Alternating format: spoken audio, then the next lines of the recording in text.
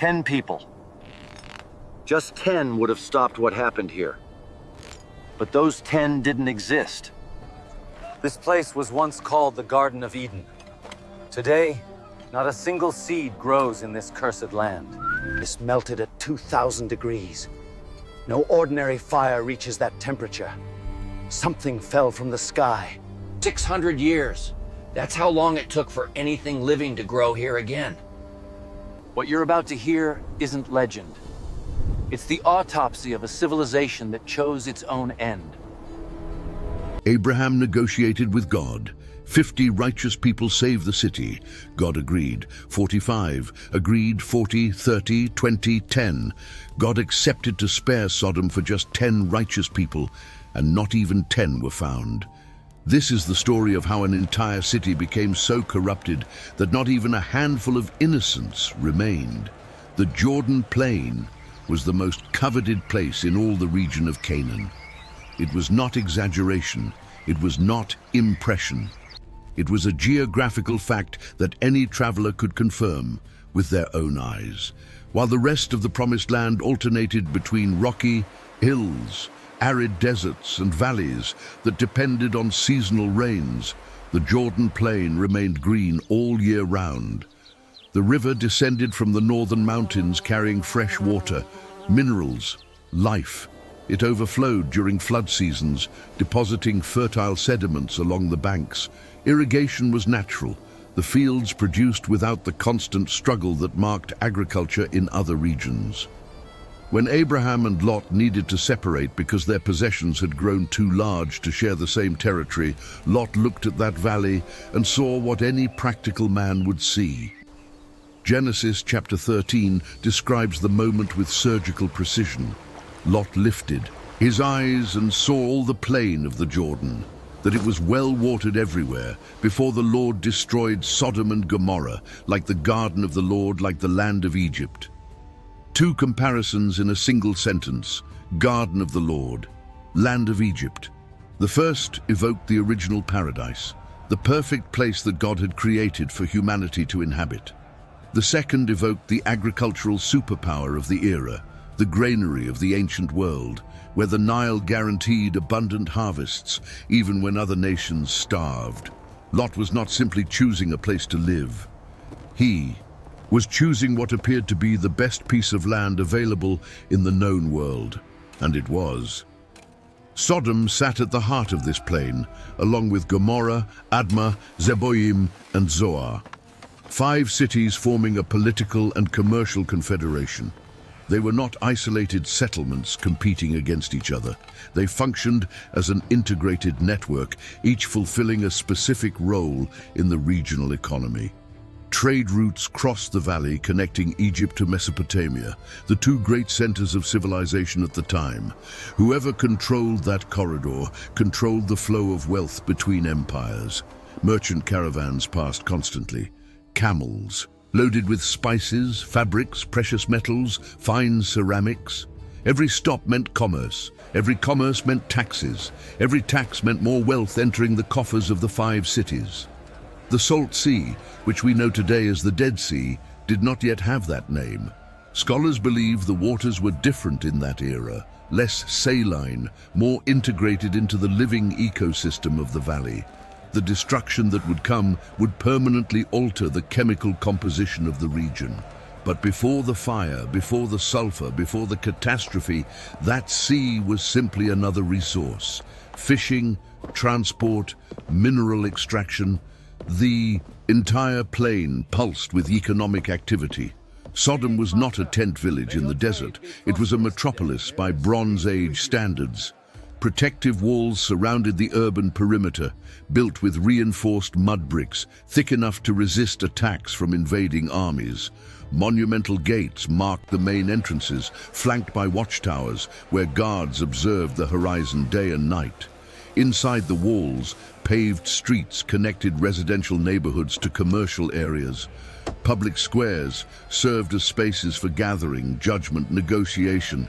The city elders sat by the gates to resolve disputes, close deals, administer local justice.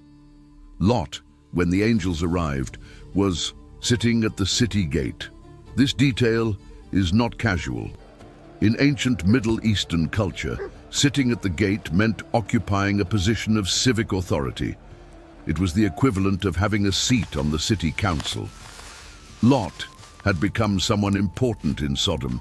He had his own house inside the walls, not in the outskirts where the poorest crowded together. He had enough political influence to be recognized by the inhabitants. He had daughters promised in marriage to local men, which meant established family alliances. In a few decades living there, Lot had fully integrated into the city's social fabric. Sodom's prosperity was visible on every corner. The markets overflowed with products: wheat, barley, lentils, chickpeas, fresh and dried fruits, olive oil pressed on the surrounding rural properties, wine stored in large ceramic jars, meat from sheep, goats, cattle. The herds fattened on green pastures without requiring the Herculean effort that shepherds in more arid regions needed to make.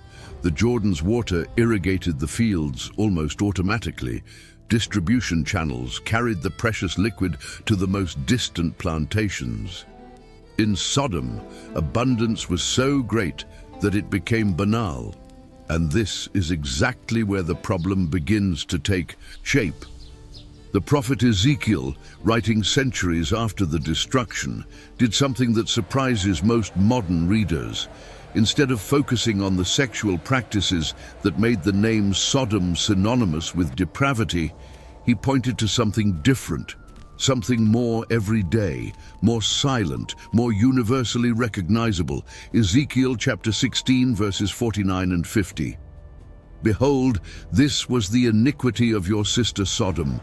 Pride, fullness of bread, and abundance of idleness was in her and in her daughters.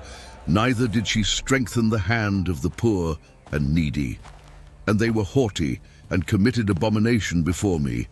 Therefore I took them away, as I saw good. 4 accusations before mentioning abomination: pride, fullness of bread, abundance of idleness, neglect of the needy. The prophet was saying that Sodom's sin did not begin in closed rooms or dark streets. It began much earlier. It began in something that seemed harmless. It began in the way the city saw itself: pride. When you have more than you need for generations in a row, something changes in the way you see the world. The Sodomites looked at the peoples around them, those who struggled against drought, who lost herds to plagues, who watched children die of hunger in years of scarcity, and felt something they confused with merit. We prosper because we are better. We have because we deserve. The favorable geography, the strategic location, the inheritance received from ancestors, all of that disappeared from the equation. Only the inflated certainty of superiority remained. Sodom's pride was not the occasional pride that any person feels in moments of achievement. It was an existential posture, a permanent lens through which they interpreted everything. When a stranger arrived asking for shelter, they did not see a human being in need. They saw an inferior, someone who did not have what they had, someone who therefore did not deserve the same treatment. Pride corroded the ability to see humanity in the other, and without that ability, any cruelty becomes justifiable. Fullness of bread. Sodom's granaries never stood empty. The harvests were so abundant that the surplus needed to be stored, sold, or simply discarded. The markets offered variety that other cities could not dream of. Breads from different grains, baked with varied techniques, seasoned with imported herbs and spices. Food was not just sustenance, it was entertainment, it was status, it was a way to demonstrate wealth, while nomads crossed the surrounding desert, rationing every sip of water, every piece of dry bread. In Sodom, they threw away what no longer fit on the tables. Hunger was an abstract concept, something that happened to other people, in other places, with different folks. Abundance disconnected from gratitude produces moral numbness. Eyes stop seeing need because they never experienced it. The full stomach forgets what the empty stomach's pain feels like. And when you can no longer imagine another suffering, you also cannot care about them. abundance of idleness. Work in Sodom was different from work in other cities. The land produced almost on its own. The irrigation systems functioned with minimal maintenance. Servants and slaves did the heavy manual labor. Free citizens, especially the wealthier ones, had something that most people in antiquity did not have: time.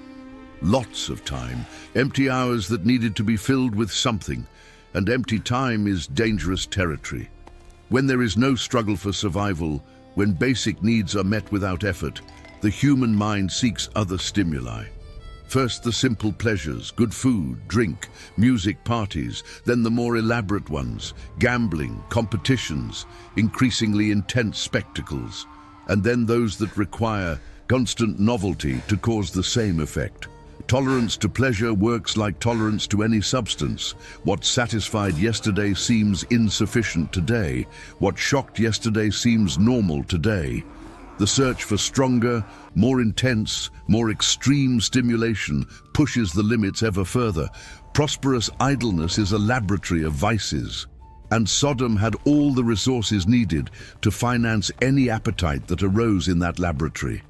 Abundant money, time to spare, no visible consequences for excess, no moral authority strong enough to impose limits, the perfect environment for degradation to flourish, and they did not strengthen the hand of the poor and needy. This is Ezekiel's most devastating accusation. Notice that he does not say they mistreated the poor.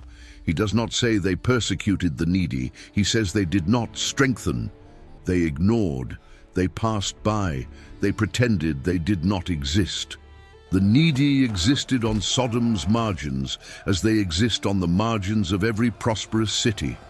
Widows who lost husbands and had no one to support them. Orphans growing up on the streets without family protection. Passing strangers who needed temporary shelter. Chronically ill people who could not work. Elderly abandoned by families who did not want the burden of caring for them. All this invisible population circulated through the alleys, slept in corners, survived on crumbs. The law of the desert, practiced by Abraham and other patriarchs, commanded welcoming the traveler, feeding the hungry, protecting the vulnerable. Hospitality was not optional kindness. It was sacred obligation, non-negotiable moral duty. When a stranger arrived at your tent, you offered water, food, protection, even if it was your last resource, even if it cost sacrifice, because you too were once a stranger, you too once needed help, and the gods watched how you treated the weakest. In Sodom, this law had been revoked by custom. Every man for himself. The resources are ours. We conquered. We deserve. Let the weak seek another place. Let the needy solve their own problems. Compassion was seen as weakness, generosity as waste. Helping the poor meant wasting on those who did not deserve what you had earned with merit. Sodom's social fabric was rotten long before the episode with the angels. The moral degradation did not happen overnight. It was a slow, generational process, almost imperceptible to those living inside it. Each generation pushed the limits a little further than the previous. On what grandparents considered unacceptable, parents tolerated with discomfort. What parents tolerated, children practiced openly. What children practiced, grandchildren celebrated as freedom. And at some point in this progression, something fundamental broke. The ability to see the other as human. When you combine pride, abundance, idleness, and indifference to others' suffering for long enough, the result is a society where people cease to be people. They become objects, instruments of pleasure, targets of domination. Violence against the other no longer seems like violence because the other no longer seems like a person. It is simply another form of entertainment, another way to fill the void. Another stimulus for those who have already experienced all the others. The sexual practices that made Sodom infamous did not arise from nowhere. They were the ripe fruit of a tree planted generations before. The seed was pride. The fertilizer was abundance without gratitude. The water was time without purpose. and the absence of compassion created the environment where any poisonous fruit could grow without obstacle. Genesis 19 describes a scene that disturbs any reader in any era, in any culture. It is the moment when the veil falls and Sodom's true face reveals itself completely. Two angels arrived in Sodom at evening. The text calls them angels, but their appearance was that of ordinary men, tired travelers seeking shelter for the night. Lot was sitting at the city gate when he saw them. He rose immediately. He went to meet them. He bowed with his face to the ground, a sign of deep respect. "Behold now, my lords, turn in, I pray you, into your servant's house, and tarry all night, and wash your feet, and you shall rise up early and go on your ways." The angels initially refused. They said they would spend the night in the square. A strange response for those who know the context.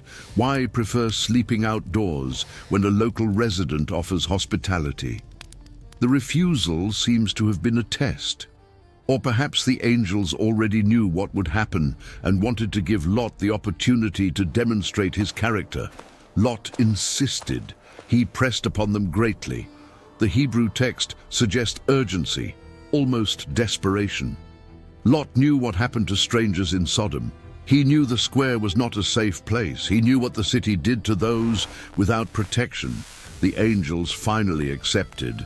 They entered Lot's house. He prepared a feast. He baked unleavened bread. He offered the best he had. He acted as Abraham would have acted, as any decent person would act.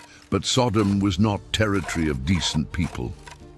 Before they lay down, the men of the city surrounded the house. Genesis is specific about a detail that cannot be ignored. The men of Sodom, both old and young, all the people from every quarter, surrounded the house. It was not a group of troublemakers. It was not an isolated gang of outcasts. It was the entire city, young and old, from all neighborhoods, a crowd unanimous in intention. This means that what was about to happen was not deviation. It was norm. It was not an exception that the majority disapproved of. It was a practice that the majority supported. Sodom's social consensus had shifted so far from the basic human standard that collective violence against strangers was accepted public entertainment. They called to Lot. "Where are the men which came into you this night? Bring them out unto us, that we may know them." The verb to know in Hebrew is yada. It can simply mean to meet, to become acquainted with.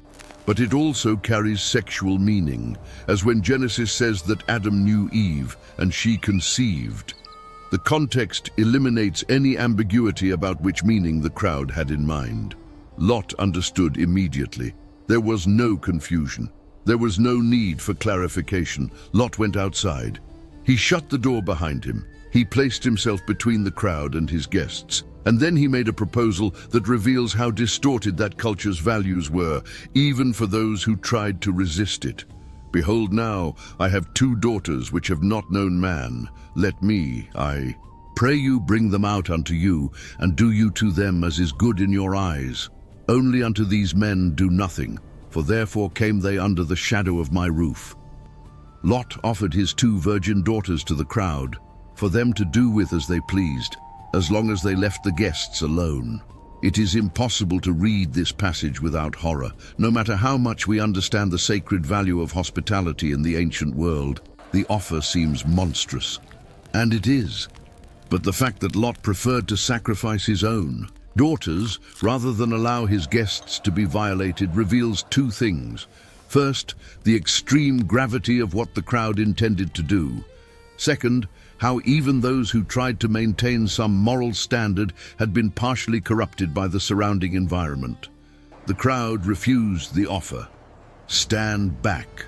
And they said again, "This one fellow came in to sojourn, and he will needs be a judge. Now will we deal worse with you than with them." The response reveals everything. Lot was a foreigner. Even after years living there, even having achieved a prominent position, even having an established family, he remained an outsider. and a foreigner had no right to question local practices. He had no authority to impose limits. Who was he to judge? The accusation of wanting to be a judge was the same that any corrupt society hurls against those who dare to point out that something is wrong. They pressed against Lot. They pushed hard. They came close to breaking down the door. The crowd transformed into a violent mob. The only man who had shown hospitality to the strangers would now be a victim of the same violence he had tried to prevent. The angels acted. They reached out their hands, pulled Lot into the house and shut the door, and they struck the men who were at the doorway of the house with blindness, both small and great, so that they wore themselves out trying to find the door. Instant blindness, supernatural, striking the entire crowd without exception, from the youngest to the oldest. The divine intervention was direct, undeniable, impossible to ignore. And here is the most disturbing detail of the entire account. Even blind, they kept trying to get in. The text says they wore themselves out, trying to find the door. Not that they gave up immediately, not that they fell down repentant, not that they fled terrified. They kept groping the walls, searching for the entrance, determined to complete what they had started. Physical blindness did not extinguish the desire. It only frustrated its realization. The appetite had become so absolute, so dominant, so uncontrollable, that not even an immediate supernatural intervention produced a change of heart.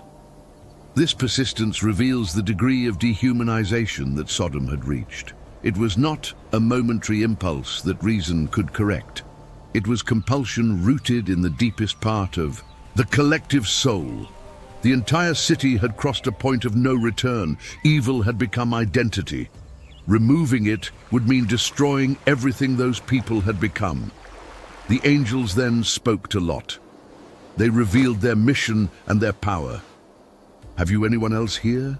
Sons-in-law, sons, daughters, or anyone you have in the city, bring them out of this place, for we are about to destroy this place, because the outcry against them has grown great before the face of the Lord, and the Lord has sent us to destroy it. Outcry. The Hebrew word is tzaka. It appears in other places in Scripture always with the same weight. It is the cry of those who suffer grave injustice, the cry of the oppressed, the cry of the victims.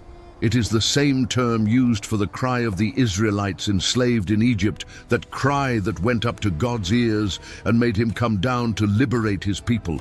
Someone in Sodom was crying out, the violated strangers, the ignored poor, the victims of a society that had turned cruelty into entertainment. Their cries were not heard by residents too prosperous to care, but they rose. They crossed the sky. They reached God's ears. And God heard. Lot went out into the darkness of night to warn his sons-in-law, the men who were promised in marriage to his daughters.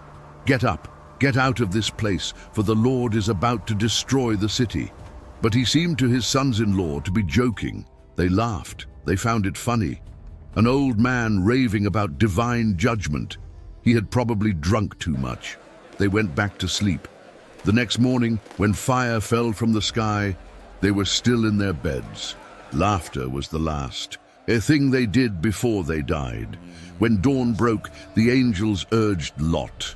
The Hebrew word suggests extreme urgency. They pushed, they pressed. Arise, take your wife and your 2 daughters who are here, lest you be swept away in the punishment of the city. And Lot lingered.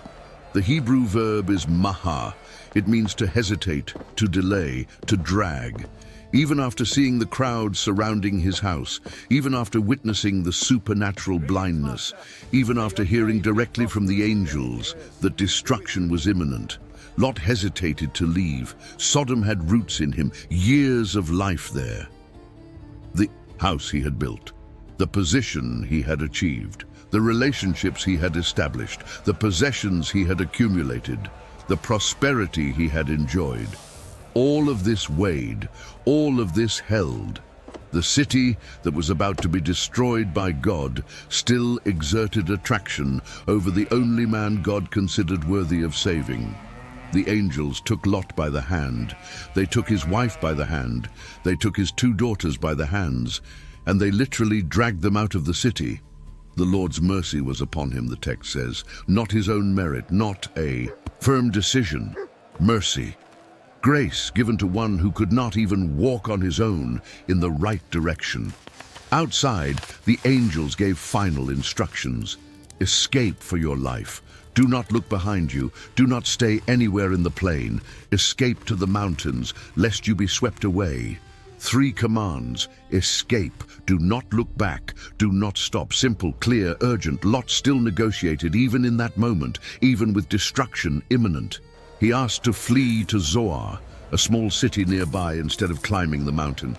The climb was difficult. Zoar was closer, easier, more comfortable. The angels conceded, "Go then, but hurry." And then came the fire. Then the Lord rained upon Sodom and upon Gomorrah brimstone and fire from the Lord out of heaven. And he overthrew those cities, and all the plain, and all the inhabitants of the cities, and that which grew upon the ground. The destruction was total. The Hebrew verb for overthrew is hafak. It means to turn upside down, to completely invert. What was above went below. What was fertile became barren. What was green became ash. The plain that had seemed like the Garden of Eden transformed into a lunar landscape. The valley that had rivaled Egypt in abundance became the deadest point on the face of the earth. And Lot's wife looked back, and she became a pillar of salt. One sentence, no explanation, no detail, no description of the process. She looked. She became salt. End. The Bible does not reveal the motivation. We do not know if it was nostalgia for what she was leaving behind, curiosity about the spectacle of destruction, disbelief that it was really happening, secret desire to return, attachment to the things that remained. We only know that she disobeyed the angels' express command, and she paid with her life. Lot's wife remained eternally turned toward what she had left. Her petrified body became a monument to the impossibility of walking toward the future, while the heart remains imprisoned in the past. One cannot belong to 2 worlds at the same time. One cannot escape judgment while secretly desiring that which is being judged. Abraham rose early that morning. He went to the place where he had stood before the Lord the day before. The place where he had negotiated, where he had interceded, where he had pleaded for mercy for the cities of the plain. He looked toward Sodom and Gomorrah and toward all the land of the plain, and he saw that the smoke of the land went up as the smoke of a furnace. The negotiation had not worked, not because God was inflexible. God had accepted every number proposed by Abraham, 50 righteous, 45, 40, 30, 20, 10. If there had been 10 righteous in Sodom, 10 people living differently, 10 families who practiced hospitality, 10 individuals who strengthened the hand of the needy, the entire city would have been spared. God did not find 10. In a metropolis of thousands of inhabitants, there were not 10 righteous people. There were not 10 exceptions to the rule of cruelty. There were not 10 who resisted the generalized corruption. The rot was so complete, so absolute, so penetrating that not even a small remnant had survived. Lot was saved, but he was not righteous enough to save Sodom.